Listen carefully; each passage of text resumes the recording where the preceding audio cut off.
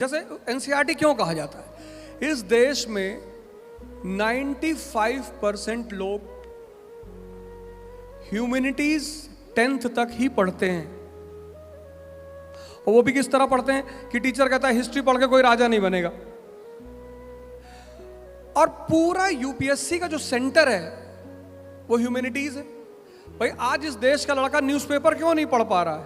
क्योंकि न्यूज़पेपर का central theme क्या है? इकोनॉमी। न्यूज़पेपर में क्या है? ज्योग्राफी। न्यूज़पेपर में क्या है? आईआर। न्यूज़पेपर में क्या है? Social issues. ये सब ह्यूमैनिटीज है। और आपको ह्यूमैनिटीज पता नहीं, क्योंकि हमारे यहां हमारे देश में हमारे 91 के बाद हमको भेजा था हमारे परिवार वालों ने, खासकर हमारी माता जी ने कहा मेडिकल की तैयारी कर लो। हमारे सर यहां बैठे हैं, वो भी बताएंगे हम किस चीज की तैयारी करने लायक थे। तो हमारी माता जी ने कहा जाओ मेडिकल की तैयारी कर लो। हमने कहा मेडिकल में क्या होता है? तो कहे अरे मेडिकल में डॉक्टर बनते हैं। हमने कहा डॉक्टर हमसे तुम जो है कहो कि चिमटी से पकड़ के ये सब हमसे ना हो पाएगा। लेकिन जबरदस्ती जाके उन्होंने एडमिशन कराया, इसलिए क्योंकि मेरे मोहल्ले के सारे लड़के या तो इंजीनियरिंग की तैयारी करने आ रहे थे या पीएमटी की। तो एनसीईआरटी अगर आप नहीं पढ़ेंगे तो ये तो आपको लैटिट्यूड बता देंगे मजबूरी में, लेकिन आईएएस की क्लास आपको लैटिट्यूड नहीं समझाएगी। और जिसको लैटिट्यूड नहीं पता उसको कैसे पता चलेगा कि यूरोप के क्लाइमेट में और अफ्रीका के 0 डिग्री के क्लाइमेट में सबसे बड़ा प्रभाव किस चीज का है? बिना बेसिक्स के कैसे एडवांस सविंदर सिंह कैसे पढ़ोगे आप? आपको फोर्स नहीं पता। अभी आपसे कोई कह दे कि भाई साहब आप शीशे को पिघला रहे हैं। स्टेट मैटर के 3 स्टेट है, सॉलिड, लिक्विड, गैस। तो सॉलिड से जब किसी चीज को तुम लिक्विड में चेंज करोगे तो कौन सी एनर्जी काम करेगी? अब ये आपको नहीं पता। आपको मेल्टिंग पॉइंट नहीं पता, आपको इवापोरेशन पॉइंट नहीं पता, आपको काइनेटिक एनर्जी नहीं पता। तो आप कैसे टेक्नोलॉजी को आगे बढ़ेंगे?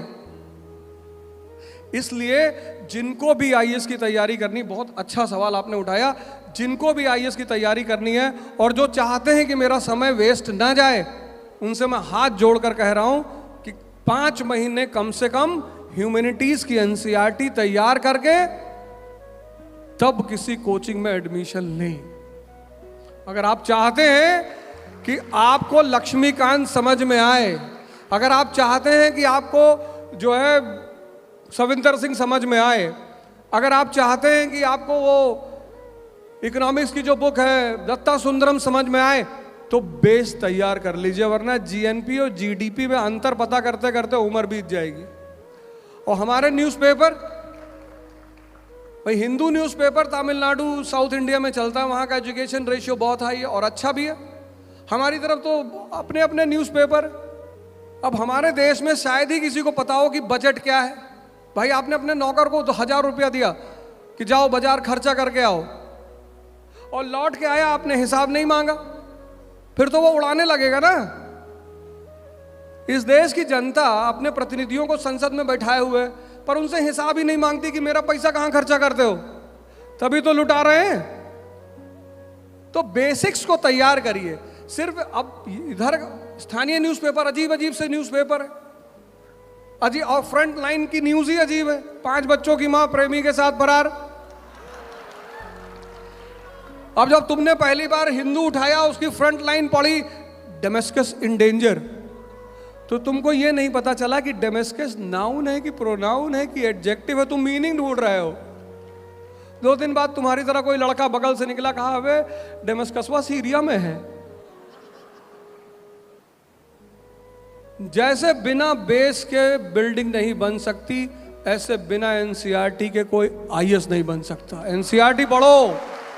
सबसे ज़रूरी सवाल, क्या सिविल सर्विसेज की तैयारी के लिए कोचिंग करना ज़रूरी है? अगर हमारे पास संसाधन नहीं है तो हम कहाँ से मैनेज करें? जो सिद्धार्थ की क्षमता रखते हैं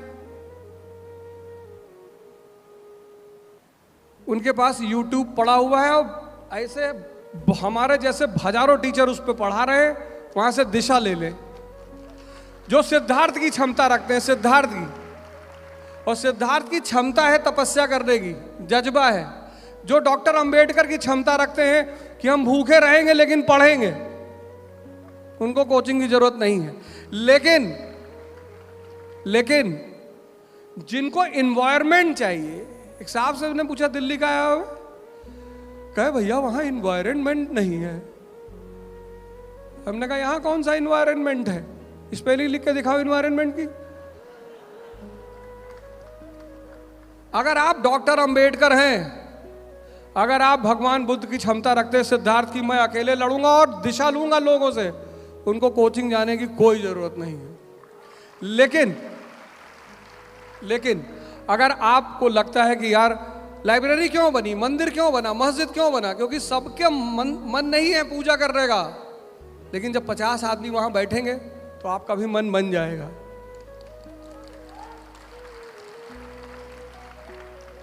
तो जो अकेले मन नहीं बना सकते सारिपुत्र की तरह, उनको बुद्ध के संग में आना ही पड़ेगा। बुद्ध ने कोई कोचिंग नहीं की, लेकिन बुद्ध ने कोचिंग खोली और उनकी कोचिंग में हजारों स्टूडेंट, महाकश्यप, सारिपुत्र, उपाली। तो ये आप डिसाइड करेंगे कि आप कौन सी कैटेगरी में हैं। आखिरी सवाल इस समागम का आप चारों लोगों से है। आज़ादी के अमृत महोत्सव के काल में 75 बीत गए, आपके हिसाब से देश की सबसे बड़ी चुनौती क्या है जिस पर पूरे देश को, सरकार को, समाज को काम करना होगा? चारों लोग अलग अलग बताइएगा, तो आप तय कर सकते हैं कौन सबसे आखिरी में बताएगा। किसी भी व्यक्ति, समाज, राष्ट्र के निर्माण में जो आधारभूत आवश्यकता है वो है शिक्षा। और डॉक्टर अंबेडकर की एक लाइन तो मेरे दिल में बैठी है, शिक्षा शेरनी का दूध है।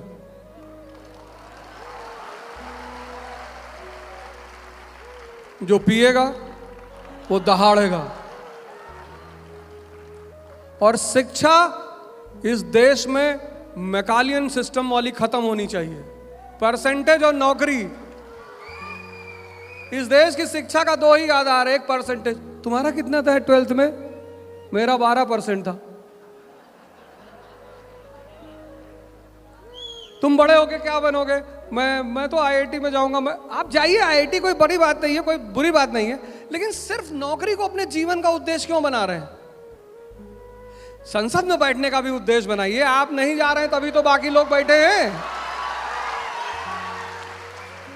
और हम सोच रहे हैं 24 में चले जाएं, फिर आप लोग भी आइए। ऐसा ही कह रहे हैं, ऐसे ही कह, मैं तो कोई बात नहीं, ऐसे ही कह रहे हैं। वो मन में एक बात आ गई, और हम आए या ना आए हमारा। अच्छा ये तो बता दीजिए, लोकसभा से भेजेंगे या राज्यसभा से?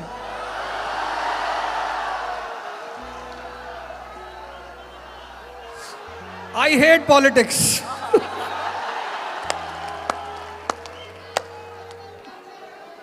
मुझे राजनीति से नफरत है। देखो, यूपीएससी एक बात सिखाती है, जो कहना है वो करना नहीं है, जो करना है वो कहना नहीं है। इसी को हम संवैधानिक भाषा में बोलते हैं डिप्लोमेसी।